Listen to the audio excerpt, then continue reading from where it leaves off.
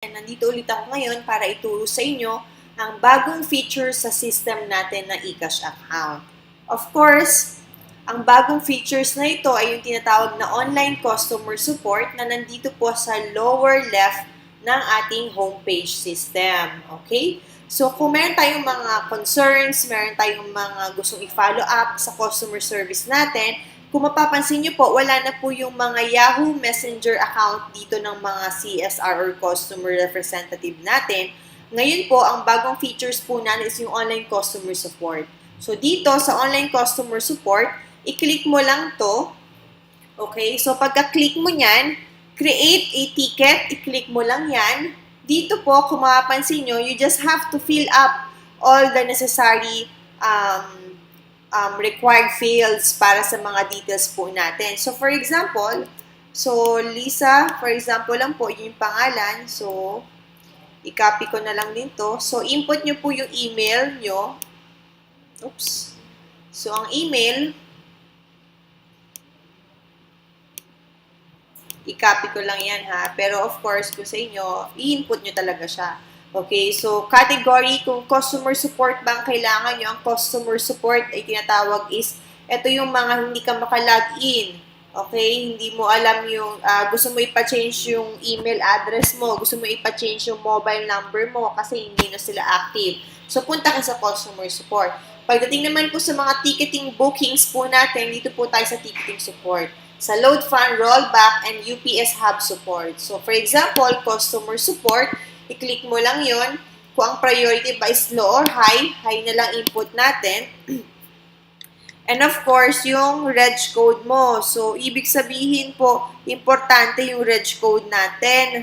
Okay, so, kailangan lagi siyang nakasave. Kahit ilang ulit, isave mo siya kahit saan, kahit sa libro, sa cellphone mo, sa notebook mo, sa laptop mo, kahit anong gadget, basta dapat meron kang kopya ng registration code. Okay, so ngayon, dahil na-fill upan mo na itong mga required fields, excuse me, so input mo na dito yung gusto mong i-message sa customer support natin. So, pwedeng, hi, great day. Siyempre, power, di ba? So, power, lagay mo. So, depende sa'yo kung pwede naman pong Tagalog or Taglish, as long as naiintindihan po at malinaw po kung ano po yung concern natin. So, pwede mo siyang i-input na, please help me to log in. So, I cannot access my account since my account 6 months na.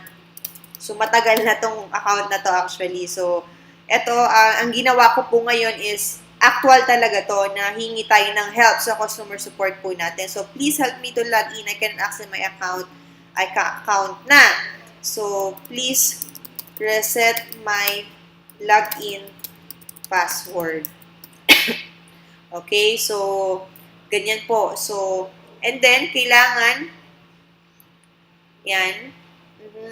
So, kung yun lang yung concern mo, so yun lang. So, say thank you para kung ano man yung gusto mong sabihin sa customer service natin. Okay? So, kung kailangan po yan actually kailangan talaga, isa po sa requirements to valid ID. So, kailangan meron tayong valid IDs na naka-ready. So, madali lang po yan. So, ganito lang yung gagawin. Yan. So, i-click mo lang yan. Yan. Choose. Kung nasa computer mo na, madali lang po. Yan. So, ngayon, na-upload ko na po yung 2 valid IDs po na requirements. Okay. So, yan. So, after nyan, okay na. So, click submit ticket. Okay. So, submit ticket. Pagka-click mo nyan, meron pong lumabas na new window. So, kung babasahin nyo po, success ticket submitted. Your ticket has been successfully submitted. Your reference ID is, ito po yung pinaka-reference ID mo, na you can save it po para sa future reference. So, ano po ibig sabihin ng reference ID? Ito po, pwede nyo siyang gamitin kung gusto nyo pong i-follow up at gusto nyo pong tingnan kung ano na po ang reply or kung meron na pong response yung customer service dun sa in-email natin kanina or yung ginawa nating ticket kanina. Okay po. So, ito, i-copy ko lang. I-save ko na lang yan sa notes. Okay. So, yan.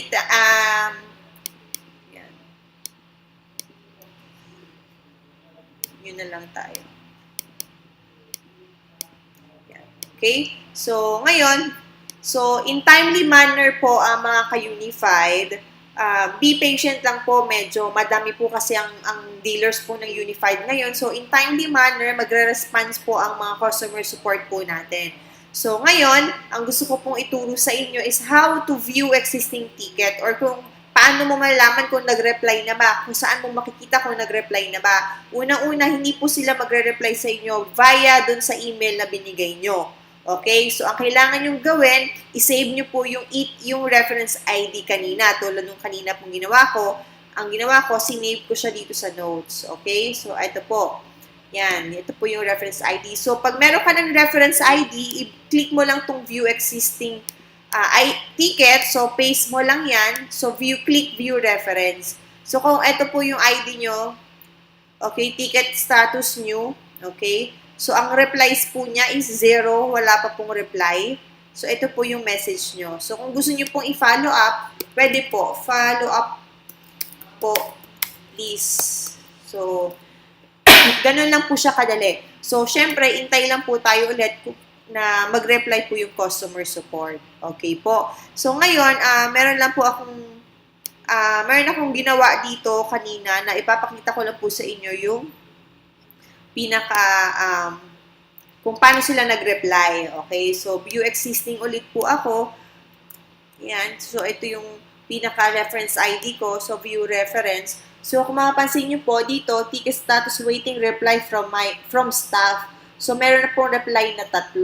So, ito po yung una is, I cannot access my account. Can you please send me temporary login password? Thank you. So, nag-reply po, Genevieve, good day, kindly provide information for us to process your request for password request. So, ano po yung requirements? 2 valid government IDs, home address, email address, and mobile po na link to your account. So, yun po, nag-reply po ako sa kanya kung ano po yung kailangan niya. Yan. So, nag-follow up din po ako. Please reply po. It's been 6 months na hindi ko ma-open account ko. Thanks. So, ganun lang po siya. So, in timely manner po, maghintay lang po tayo na mag-response po sila. Okay po?